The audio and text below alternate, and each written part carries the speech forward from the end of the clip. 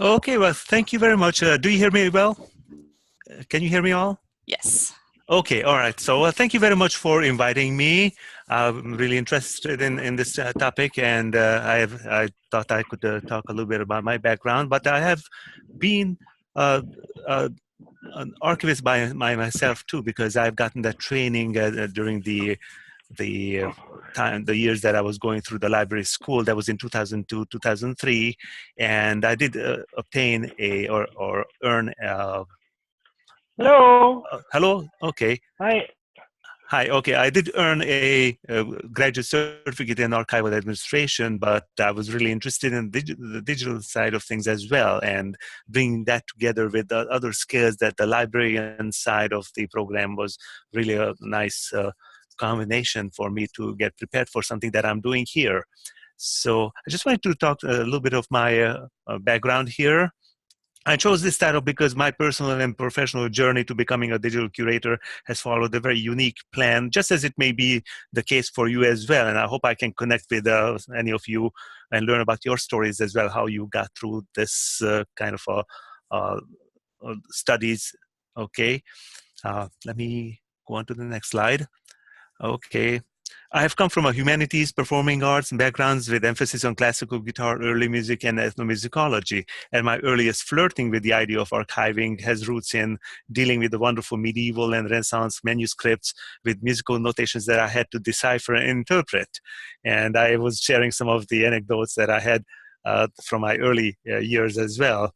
And so here are some of the experiences that I've had before I joined the library field in 2002. I was working on the International Guitar Archive, which was basically, text entering, data entry into a database using some old Macintosh technology. And then at Wayne State, when I was teaching world music, I had a chance to work with the folklore and ethnomusicology archive there, which was one of the oldest regional database, not database, but a archive there. And then when I started school and I was working on my practicum, I went to Lawrence Tech University to do a project on the Gordon Bugbee architectural images and put together a website, PHP scripting, and MySQL database, and developed a database that was interactive and you could search. And then, of course, later on, an Eastern University, sorry about the typo, but that's Eastern University, not Easter Island, and that's where I was doing a virtual tour of historic buildings. Again, that was pretty much on a CD because they were transitioning to a new system and it was not available to me that yet. While at the University of Toledo since 2009, I was working, I'm the head of the digital repository. I'm also curating the virtual museum called Toledo's Attic. It's about 21 years old, so soon it's going to be reaching legal drinking age. And then there at the Wadham Kennedy Center for Special Collections, I have processed collections myself in the traditional way, but I'm also digitizing the collections and creating virtual exhibitions as well. And we have also joined the DPLA project. Ohio has also gotten on, so I made sure that we are part of that move. Okay. I gave you some definitions here for digital curation, but it goes back. The earliest definitions for curations go back to the 15th century, and basically guardianship is the original meaning of curator. But later on, it started to refer to an officer in charge of a museum, gallery, a library. Basically, it was referring to a custodian, and there are some other interesting definitions for curation. The museum curation community says the practice of it's a practice of managing historically valuable collections of artifacts. But museum curators should not be confused with museum archivists. Museum archivists usually only works with valuable documents. However, archivists now are also dealing with or working with artifacts also. So I think this kind of a distinction is blurring to some extent. The SAA's website includes another terminology, another definition by Richard Pierce Moses, and that means an individual responsible for oversight of a collection or exhibition, which I'm doing, of course, an administrative head of a museum or collection. A manuscript curator is an individual responsible for appraising, acquiring, arranging, describing, preserving, and all that. So an archivist is also a curator there. So these are some of the foundational definitions for curation. And then later on, as the turn of the millennium in 2000, the scientific community came upon the realization that digital technology and the content it is used to create can deteriorate and cease to function. So the earlier big web archive documents, 1998, which is when the Library of Congress has created this American Memory Project, there was really very little concept behind digital curation and preservation.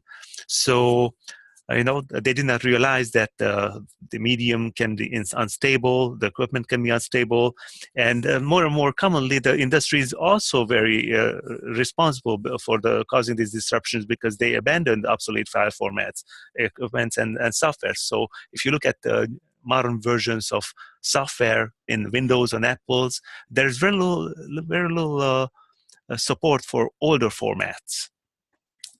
Margaret Hedstrom at U of M referred to this phenomenon as the temporal interoperability because gaps in the time can disrupt access to older media using newer equipment and software lacking backward compatibility. There are some semantic differences between curation, archiving, and preservation. And Lord and McDonald's in 2003 have pretty much clarified what is curation, what is archiving, or what is preservation. And so basically curation is the broadest term that includes archiving, but it also has provisions to make contents available and digital contents available. Archiving is, of course, a curation activity which ensures that data is properly selected, stored, and can be accessed, and that it is in its logical, physical integrity, is maintained over time, and including security and authenticity. And of course, preservation and activity, which is within archiving in which specific items of data are maintained over time so that they can still be accessed and understood through changes in technology. So there are some fine distinctions there, but this semantic confusion over curation, archiving, and preservation has started to solve itself. There are still people, of course, who are using these interchangeably, but I think with a little bit of information and communication, I think we can all be on the same on the same wave. There are some other definitions here, and so by this time, however, the reference to robust and trustworthy digital repositories is noteworthy because these platforms began to do more in terms of maintaining file integrity, such as checksum reporting. Today, that means evaluating platforms like DSpace, DuraCloud, Fedora Commons, Islandora, Digital Commons, Hydra, Content DM, and many others. So I was a part of the task force that was investigating all these different platforms because Ohio Link's Digital Resource Commons was coming to an end in 2013. And we all the member organizations had to go and migrate into some other platform that they wanted to do. So what we have done is investigated and evaluated these platforms and how solid they are in terms of digital preservation, DSpace being the highest, of course, and there are some others that are coming on the scene. Omeka was coming on the scene as well at that time. Content DM was around. Digital Commons was slowly expanding into providing more for archivists, which was not the case in their earlier lives. Here is a chart from the Open Door site, and you see that as of April 9 of this year, DSpace is still the largest, probably the most robust of all the repositories, followed by ePrints. Orange is unknown. but I can gather it may be a collection of other things like maybe Fedora Commons or Islandora or others. Digital Commons has grown big from 4% to 5% over the past couple of years. And you know what, there are some other ones that I don't even know here, but I'm sure Greenstone is well known internationally. There's Hydra, there are other ones too. I think Hydra's name is changing to Haiku, I believe. And so, you know, that's something that overall there are about 3,522 types of repository platforms all over the world. So some of these could be in-house, you know, custom-made ones, as well as minor, smaller types of repositories, depending on the size and type of organization that are there. The scope of digitization is also very important. It is important to understand the context for digital curation practices as they are related to the scope of digital curation, as most curators are turning into specialists while collaborating with other specialists. Also, there are no rules or standards set in stone for that reason, because whatever standards you may have, it may be obsolete or irrelevant by the next one, and all depends on where you are. Museum curation uses virtual exhibitions, archives use digital collections, developments, outreach, public programming, exhibitions, virtual exhibitions, which I have been doing all along. Digital storytelling is becoming very popular among archivists and digital humanists, and this is a very good way to contextualizing all the information that is in archives, add often personal first-person accounts, oral histories, ethnographies are joining this bandwagon of digital storytelling. So it is a fascinating field. When I was sitting at that camp programs at Wayne State, the archivists were really active in showing off some of their projects about the various neighborhoods of Detroit based on some of the records that are in the archives there. Data visualization is very important too. I'm going to talk a little bit about that a little later. Digital humanities data curation, of course, allows more new discoveries and conclusions that were probably not around or not circulating in the pre-digital times, but people are surprised, you know, how is it that we did not realize that certain relationships exist among certain people, but none of that has really seen the, you know, the light of day in terms of publications. Data management, metadata enrichment, all kinds of related practices are very important, especially when you are migrating and you have to deal with content and format migration. You have to also update your metadata because metadata has several different regions. You have administrative metadata, preservation metadata, copyright metadata, you have descriptive metadata, technical metadata. All these need to be updated on a regular basis, especially when you are looking at a new migration and you have to document everything there. Digital forensics is a fascinating field, but I have not done much on that, but we have downloaded BitCurator, started to study, and we are looking into use cases to justify the use of BitCurator, and I'm really interested. I think we are looking at one big data set that we need to do, and we have to use BitCurator for that. As an archivist, professional, my approach to curation has been shaped by the content and workflows of the Kennedy Center for Special Collections. I have been developing digital collections, managing data, metadata, which has been very helpful in the course of recent migrations between platforms. And we are looking yet another migration. So keeping metadata organized is an important part of the curation process. And luckily, that was the case, because now, as we are moving from the Digital Commons platform towards Islandora, which has a mods XML metadata schema, and so I'm moving from Dublin Core, I really have to know what fields, how we are going to map those. So that is going to be very important. I also develop virtual exhibitions, which means that each time the Kennedy Center puts on its own lecture series and physical exhibitions and other publishing events, I convert that into a digital format so that we can prolong the access to that information even after that. And that is nice because you can also see the context of those various different digital content that otherwise would just be a digital item by itself. But within the virtual exhibition, it would be a nice story where you can see how these digital objects fit together.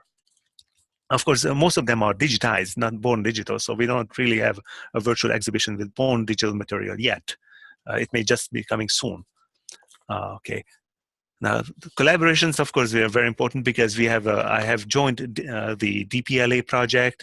I was actually on the infrastructure investigation team, so I was really ahead of some other peers because I knew what I have to do with my metadata, what kind of enrichment and metadata transformations I had to do. So I was really in a good position with having organized metadata, but at the same time, I pretty much had an idea where it may have to go. And finally, curriculum support is very important. We don't really have much in terms of interaction with the Blackboard environment, but I think that would be one very interesting place where we can definitely interact with the new kind of course programming, and that could also bring value to the archives, because through those projects that the students are undertaking, there could be more information coming back as a feedback into the archival metadata, so that could be enriched and further curated in that sense.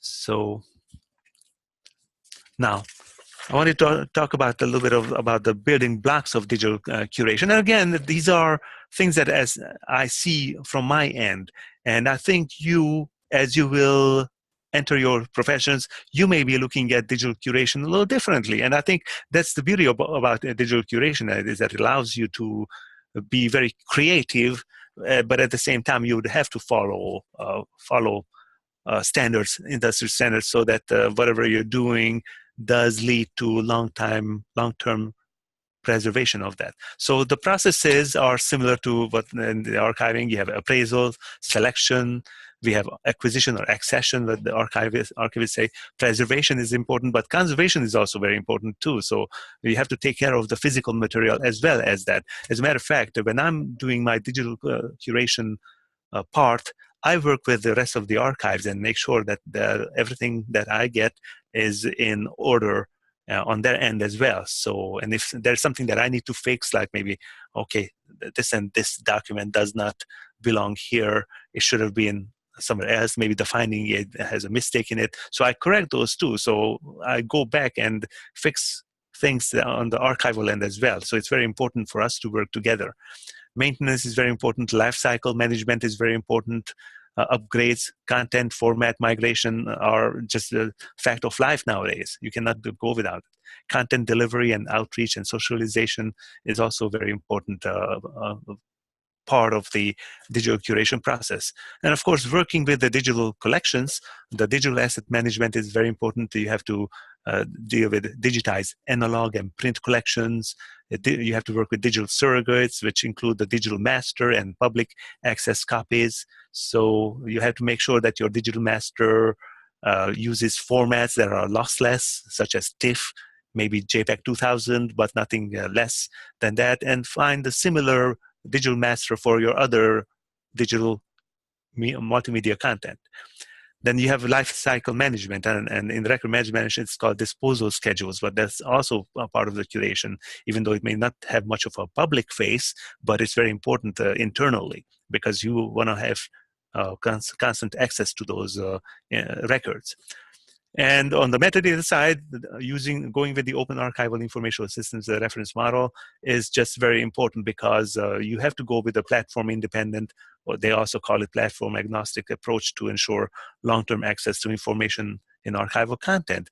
And many times it means going with open standards, such as PDF, kind of content that goes with new systems as well as not just with proprietary systems. Sometimes people can make mistake and they realize, okay, they rely too much on standards set by Microsoft, but it may not be working somewhere else. This is the Curation Center's curation lifecycle model, and I found this very helpful because, for one, this is very similar to what we are doing in the archives too. Of course, conceptualize pretty much refers to how you are going to plan out the digital collection, a digital curation plan. But at the same time, you also have that same question when you are, discussing acquiring new collections, and what is it that you want to do with that? What kind of program? How is it going to fit into your collection scope?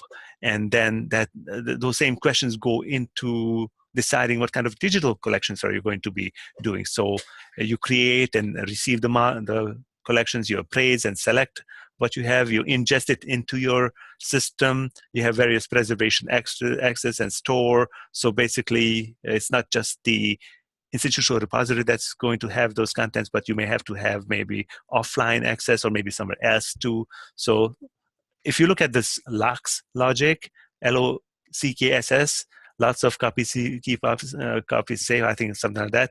And then that has, that recommends having 3 copies at least, 2 online, 1 offline.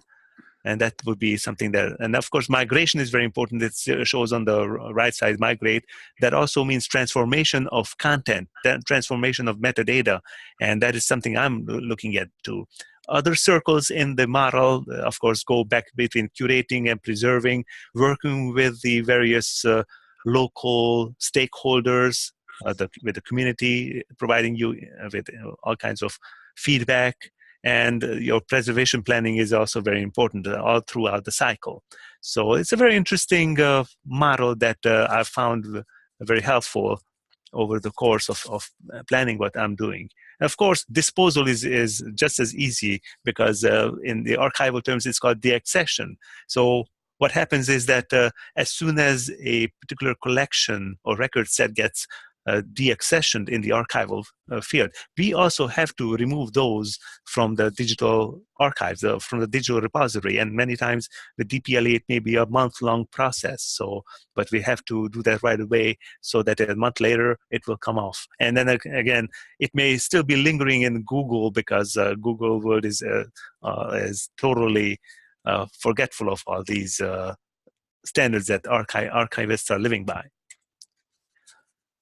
Levels of curation, that was very interesting topic to me too. In general, you have high level, middle level, and low level curation. High level means promotion, publishing, analysis, interpretive work, construction, annotation. Whereas in the middle, we are dealing with the format and preservation. You have dealing with metadata enrichment and content migration. And the low level is the backup of the physical medium, bit level preservation, checksum reporting. So these are the general areas. Now, depending on where you are, again, this kind of approach to curation and analyzing differs. Lord and McDonald's, for instance, in 2003, were focusing on e-science, the publishing aspect. So at level 1, the scholars are publishing their research, including all the parts of the article, lit review, framework, theory, data, methodology, conclusion, and so on. Level 2 is where the preservation of those articles and books, it takes place in libraries and archives. The metadata work starts there. And then level 3 is where archivists and libraries are providing access to the public with research data and studies. So it is a very different situation there, a very different landscape than what we are dealing in the archives alone. So context definitely informs the curation process. It shapes it. This is one of the most interesting, and I think one of the most important part of the curation field. Christopher Lee in 2012 came up with these 8 levels of representation, basically the way to communicate about what's in those different segments, sectors of the physical medium that you are doing. And of course, you look at unless you're a one-man operation doing it all, which you may be doing, your work is definitely just focusing on certain areas of this whole spectrum of curational activities. So let's say, for instance, meanings attached to finding aids with contextual information are very different from what can be communicated at about the physical properties of physical media. This model focuses strictly on the medium and not on the scholarly use of hermeneutic studies. So whatever scholars are doing with this information using finding aid, it's all above that. This is probably looking at the middle level that I have talked about, the medium level and low level activities, not necessarily that they're less important or more important or very important. I think they are all important and they all have their theoretical framework. It's just as scholarly to talk about. It's not talking about the low less of importance or high less of importance. Everybody's different in this respect. At the highest level of this framework is the archival finding aid, not only because it provides information about so many different blocks of information in the different boxes, but even though it can be a very simple document of finding aid, it could be a PDF document or an HTML document, but it can be very extensive in its scope, depending on what kind of collection you're doing. I had at the University of Eastern Michigan University, I did an archival project which ended up having 187 boxes. And that was basically documenting the records created by a professor who started there as an assistant professor, made it up all the way through the faculty ranks, and then got into administration. And so basically he retired as a provost. So you can imagine the volume of work that was left. And so finding aids can be representing a lot more than what is in the document. And of course, that is something that historians of higher education would be after that. Going down the scale, you would have representations of file directories, HTML files in a website, which is very important because when we are dealing with websites, we have to look at the hypertextual relationships within the different pages that are linking them together. If you have gone through Internet Archive, you may have seen missing links, broken links. That's because sometimes those websites were not preserved systematically. Maybe certain pages were saved, but others were not. So that's why you have just a part of the website there, and the rest of them are all gone. And so it has to be done together. When I work with websites, I have to preserve the entire website, no matter what, even if it just means including all the JavaScript as well as CSS files, but they're part of the link, the hypertextual structure. If you're looking at the in-application rendering, looking at native and project files, many programs create that first before you actually produce the PDF file, for instance. PowerPoint is one of those, okay? Before you turn that into PDF, it is a PowerPoint, but there are many other ones too. Sound files, video files are like that too. When you work on a certain project, you create a project file, and then you create a derivative public access file. Files through the file system is also very important when you want to look at entire directories and then see what's in there. And then you look at files as raw bit streams, just at the file level, all the way down to go into the physical medium and looking at the physical properties of the medium itself. So it's very important to see and make sure that the physical medium itself is stable for you to be able to preserve everything else that is sitting on the top of that. So it's a very interesting layered presentation of these curational responsibilities that you would have to deal with. And you will not do it all alone unless that's the only thing that you have to do. Oh, okay, the fun stuff here is the digital curation tools. And as we are looking at a curation landscape that is expanding so fast, the tools themselves are coming along with it too. So in most cases, digital curation tools break down into several groups like content aggregation, such as RSS feeds or Bibliogo. I never seen Bibliogo, but I saw it in case you're interested.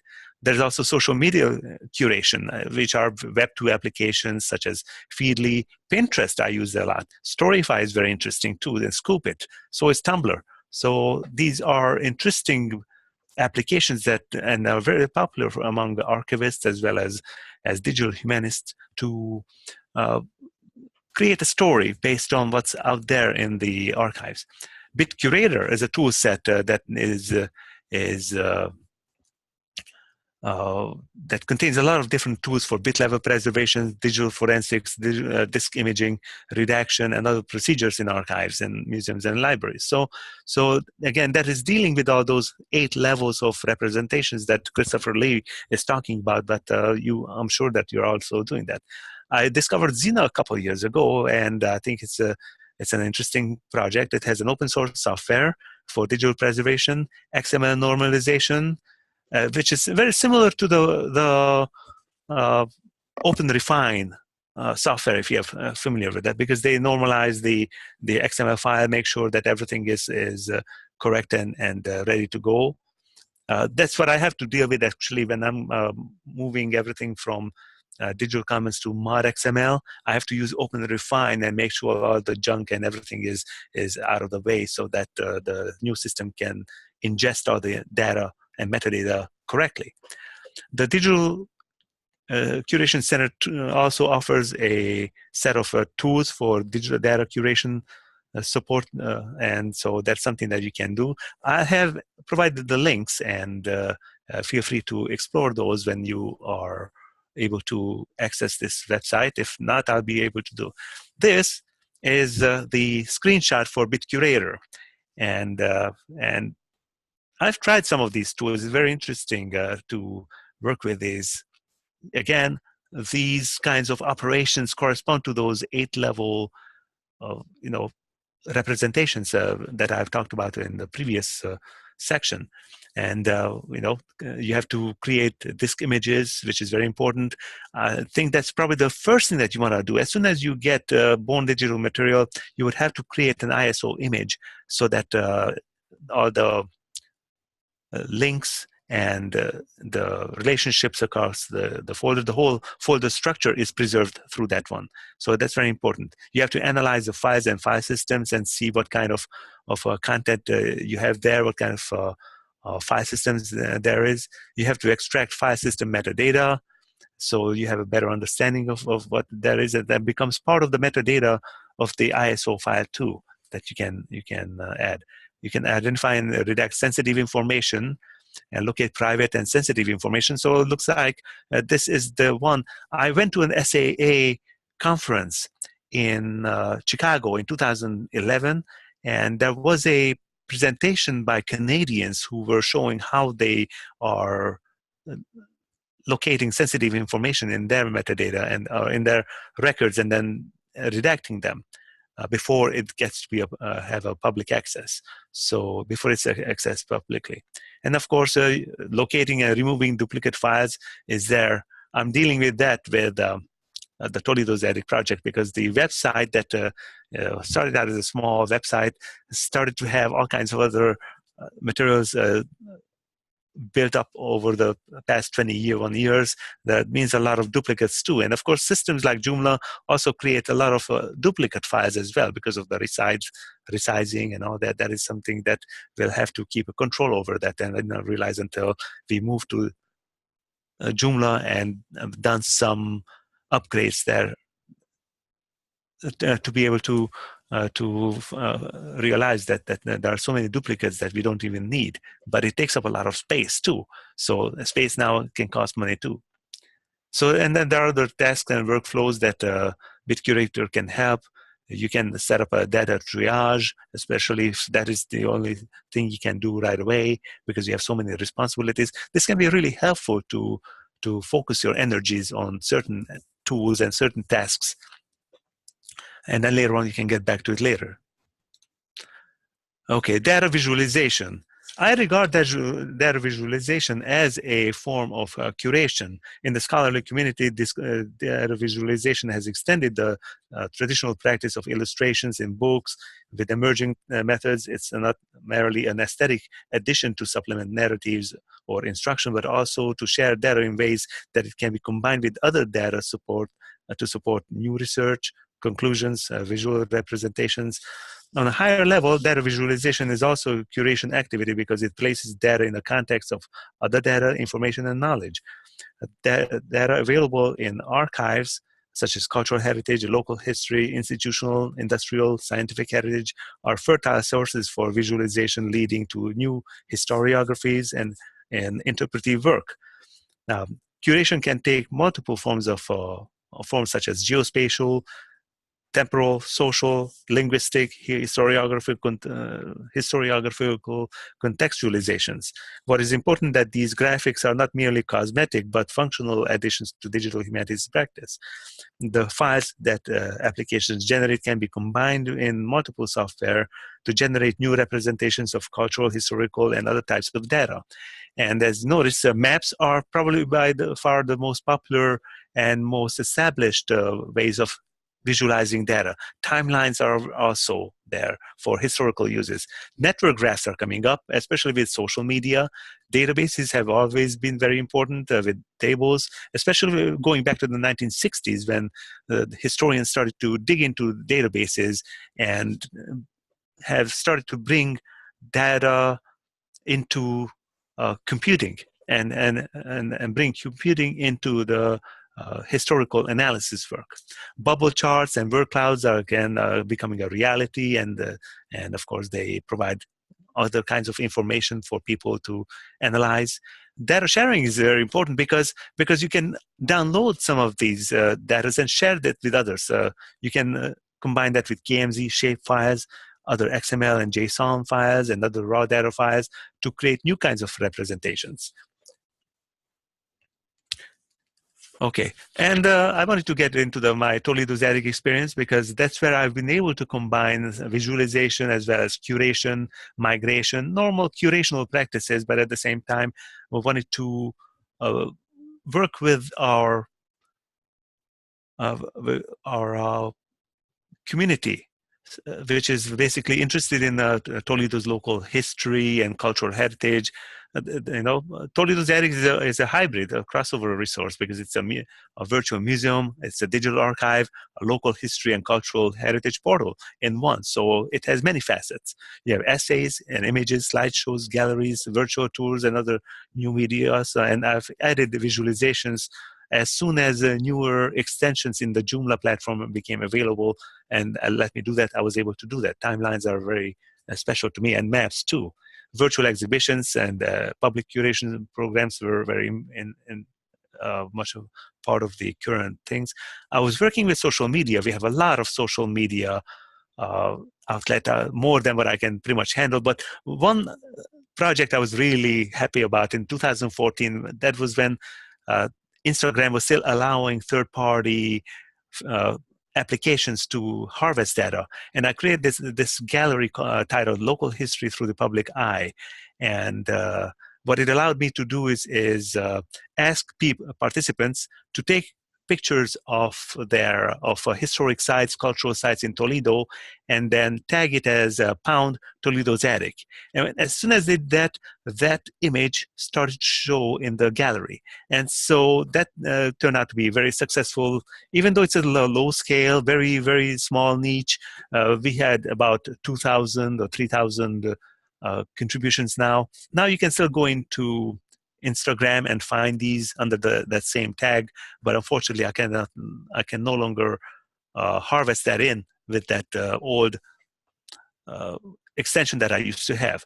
I also use Flickr, and we have this Exhibits Anonymous exhibit in which we try to crowdsource identification of places and people and events. Unfortunately, it did not take off, or maybe I did not have much time to spend time with this. Pinterest, on the other hand, is very, very popular, and so we get a lot of following on that.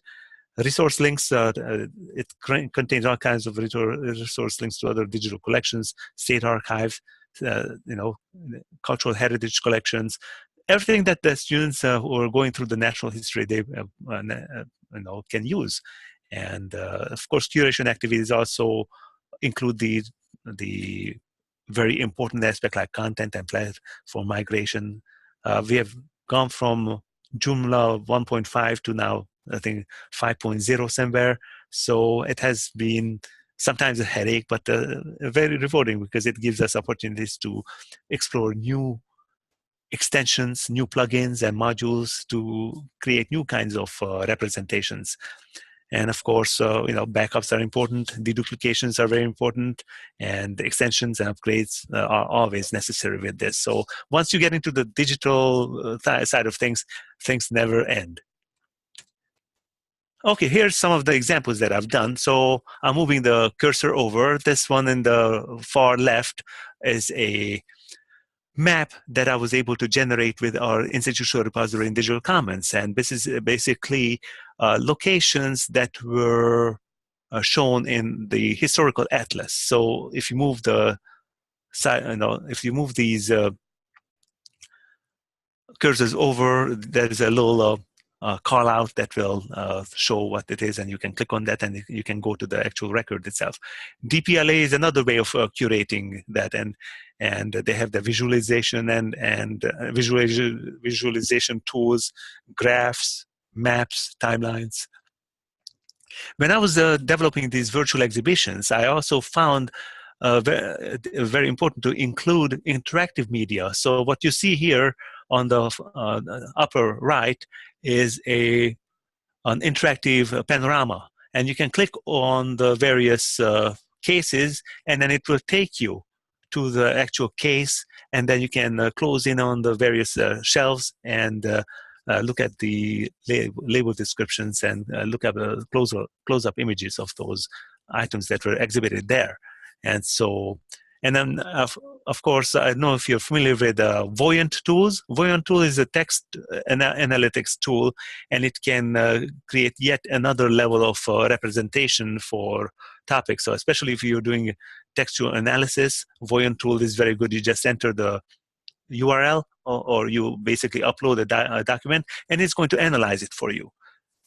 This is a map, Toledo history map. These little dots, they basically lead you to the various essays and galleries that are associated with certain locations in Toledo. So this is something that people can use. And again, this one on the far right, it's a chart. Shows frequency of certain terms in Toledo, throughout Toledo's attic, and this is also produced by Voyant Tools.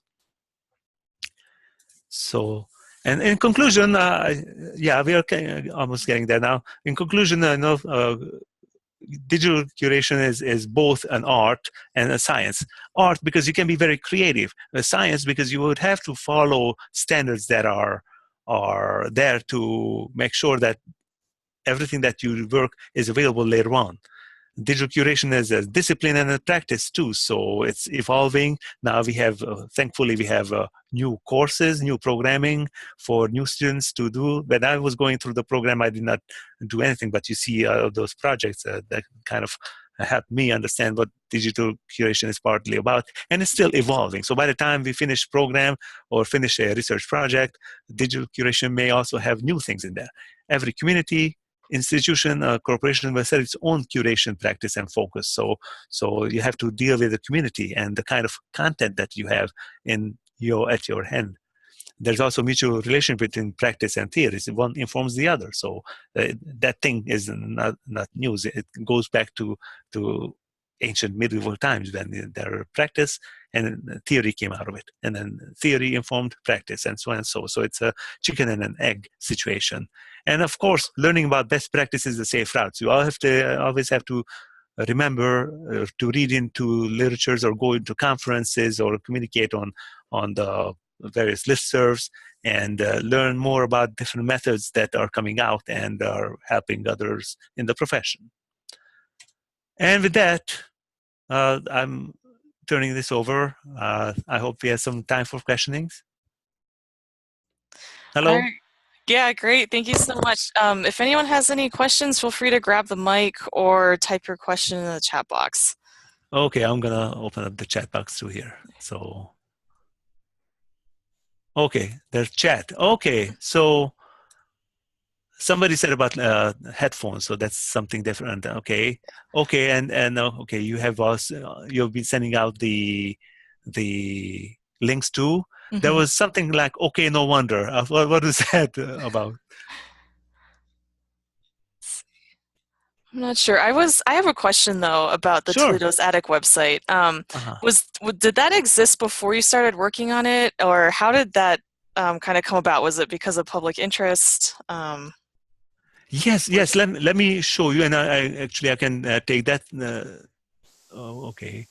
Uh, yeah, the project started as with the intention of starting a physical. Okay, I'm going to redirect the.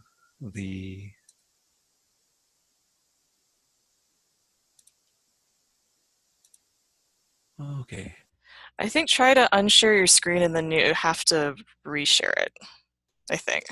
Yeah, yeah, but the tab doesn't go. Yeah, let me. Oh, okay, okay. Now new share. Okay, so I'm going to the Toledo Eric website.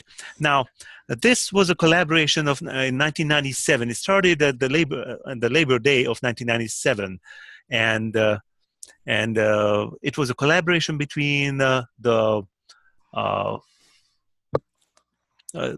the local broadcasting company, WGTE, this is a public station. The Maumee Valley Historical Society is our parent organization. They're the one who wanted to start another museum, a physical museum of focusing on the Toledo's industrial and commercial history from the Gilded Era, 1870s, all the way to the urban renewal times of 1960s, 1970s. So about centuries of span in time. And but there was no funding for that, unfortunately. But so they created a website, and then of course that website is this. But it went through lots of changes. Joomla was so nice to be around it. I could do a lot of new things with Joomla, bringing together social media as all kinds of new media there. So if you look at the virtual tours, that uses History Pin. I would have to start linking out because I think the as the sites are changing outside, it's harder and harder to use iframe to bring them in. And then, so you have all these different history pin, what was there.com type of doing downtown Toledo walking tours. So these were all thematic tours that were created a long time ago. Essays. We have a lot of historical essays here talking about the various different aspects of history. There are about 50 or 60 essays there on focusing on architecture, biography, educational institutions, historical site, labor history, of course. Toledo Remembers is about policemen, firemen, and veterans who were risking their life for the country. Uniform services also. New media is basically historical timeline, the history of maps. So if you look at this one here, and this basically maps out, this is the map that I've shown you there. You can close in and it would create even more details. And then once you click on these, it will tell you about the Woodlawn Cemetery. So you can go to the actual essay and read the essay too. So this is another way of curating these resources that we have in there. Going on to exhibitions. These are exhibitions that I've created for the Kennedy Center, but because they're dealing with Toledo, I also provide the link here. And this is the one that I did. This was a virtual only exhibition where I was doing a curation of the sister city heritage, and was trying to link to all kinds of different heritage sites from those systems. Resources, well, we have genealogy, we have the various different archives and digital collections throughout the entire United States, books on local history, historical newspapers through Google archives, as well as Chronicling America and others are there. Images in Time is a digital library of the public Toledo Public Library, which is also a partnering organization. That was one of the five organizations that joined us. Northwest Ohio History has PDF copies going back to early editions, early volumes. Old West End Images. Old West End is the country's eighth largest community of turn of the century housings. So if you ever come this way in June, you can go to the Old West End Festival and you can have tours of these old Victorian structures that are still standing there. And social media, well, there's a Facebook activity, Flickr, Google+, History Pin, Instagram, Pinterest, a blog, weblog, and then YouTube. So all of these have some material on them, but mainly it's Twitter and Facebook that I've been doing, and Pinterest that I've been active with. And hopefully, if we have more people interested in that, maybe we can have others involved in interactive with the public with that. But again, these interactions bring traffic to the site. So it's a modest 60,000, 65,000 hits per year, but it's compared to some other small niche sites, it's not that bad. It's not Facebook with billions of contacts every year. So that is the Toledo Zadig site. And of course, it was a collaboration of 4 or 5 different institutions. And, the original idea was to have a physical museum, but it became a virtual museum instead. Did that answer your question? It did, yes, thank you. We had one question from Tim who wants to know, what are common entry-level jobs in the digital curation field?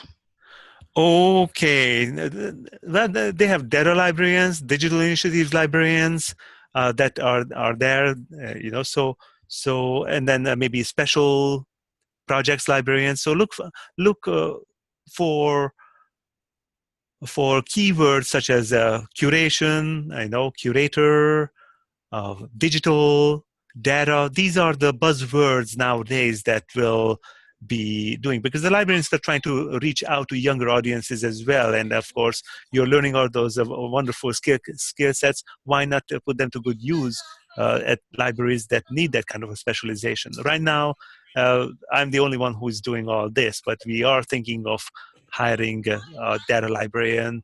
We are trying to expand our archival staff with having a records management librarian too. So we are all going to be working together. So these keywords probably change by the field that you're doing, but data archiving, data archivist or digital archivist, maybe would be some other terms that you want to focus on. But you want to look through and the job applications through SAA. SAA is where I found my current job. So and I think there was 1 week left from the publishing of this job announcement, and it went down, and somehow I got into that. So you can be very lucky, and sometimes it may be that that job competency may not be listed, but again, if you bring in something new, employees are willing to listen. You may also be wanting to look at certain temporary jobs too, and see how you can do. Maybe you want to do some volunteering, and that will bring put your name around too. See, people will get to know your work ethics, your qualifications and your personality, and you never know where that job opening may happen. All right, great. Any more questions? Feel free to grab the mic. Okay, I just have one. Sorry, I just have one more question. Because you were the special interest group member of the year for ASIS, I wanted to know how you got involved with the special interest groups. Is that just something that you volunteered for, or have you been part of them for a long time before you got involved? Well, I am so I'm both in the visualization and I'm doing the webmaster work for them, and I just volunteered. So that's just happened that I've gotten more involved with programming. I started to work with the virtual symposiums before. I was a judge in previous symposiums. This time I was more on the panelist role. So that was that. They involve you. It's a small group and very appreciative group. So I think if you're interested in joining, don't hesitate, because there are a lot of opportunities there. And again, sometimes it's the volunteering that may happen. I mean, you don't even have to wait until you graduate. You can get started and spend a little time. Make sure you manage your time so that you can focus on your studies or balance your current work and your studies, but also have a foot in your future. And ASIS is a very good group. So is SAA. I'm a member of both, and I really love both fields, and I see that the two are somehow coming together in so many ways, and which is what I wanted to do. I was an SAA member when I was in school too, and that kind of volunteerism got me into being a moderator at a local history conference in Detroit. So before I knew, our good professor said, okay, Arjun, I need you as a moderator in one of the sessions there. So we were talking about the Veterans History Project, and so I was basically doing the moderator there. So that kind of a surprise opportunity is always there. You can never really assume, well, you're it, but sometimes if you're prepared through your research and preparation, and you never know what kind of good things come your way. All right, great, thanks. I think our last question is going to come from April, who's our SAA Vice Chair, and she wants to know, what conferences do you recommend we attend as graduate students and new professionals? Okay, I would suggest being pragmatic at the same time as shooting for long-term goals. So the pragmatic side would be something that you would look at local societies and see what's around there. You can look at community archivists, you can look at state archives, and of course, the state SAA chapters, and of course, you can look at the various national events too. So I did go to one or two SAA sites. National conferences, and it is very good to go. And I think you should go at least once to a national site. And one thing about both ASIS and SAA, I do believe that they provide discounts for students.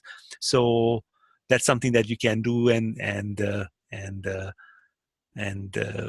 maybe get some grants for that. If not, it's not that expensive. However, I think you might want to bunk up together with some others, because the hotel accommodations in the locations that they hold these conferences are not exactly cheap, and that's something that you want to look at, what other possibilities you have. So and transportation is an important one. That is why I'm saying go through local ones, and you can start networking through local ones, and those people are probably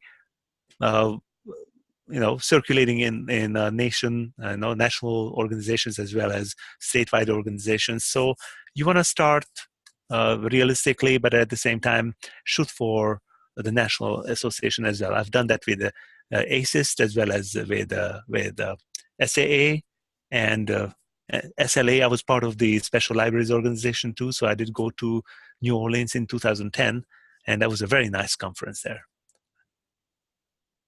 So yeah, it's a balance of realistic as well as long-term goals. All right, great, thank you. And I'm not so sure about what organizations you have in California, but I think your directories, SAA directories, will take you there, and then start working. Maybe your professors are members of some of those organizations too. So I think that you can work with your professors as well, or practicing archivist at San Jose State University. All right. Any last questions? And and one thing I'm aware of, that San Jose State is also working with the University of Queensland in Australia on a PhD program. So you might have some international connections there as well. Oh, okay, that's great advice. I didn't know that. I knew that because I was looking at some of these programs and see, in case I want to go into that. That was before I joined the faculty here. But I thought that I would be interested in a PhD in a digital humanities, or maybe doing PhD by publications somewhere in England. That's great for mid-career people who don't want to go through the regular PhD program, but would like to get ahead in that area by getting recognized for a PhD through your published work. Mm-hmm. So that's an option there. But that collaboration with the Australian university may also provide you with yet another networking opportunity. So explore that. All right, great. Well, if we don't have any more questions, I want to thank Arjun Sabharwal and SA for joining us tonight. Again, this will be the recording will be up on our website. As long as anyone doesn't have any last questions, we'll go ahead and sign off for this evening. Thank you all very much. And thank you for inviting me. I'm looking forward to any emails if you have any questions that you might have had back, or maybe something that's going to pop up overnight. And you still have the rest of the day. It's 8:31 here, 5:31 there, so you may have a lot of questions that you may have for me. So I'll be happy to email you back, okay? All right, great. Thank you. Good night, Thank you everybody. all. Good night. Bye-bye.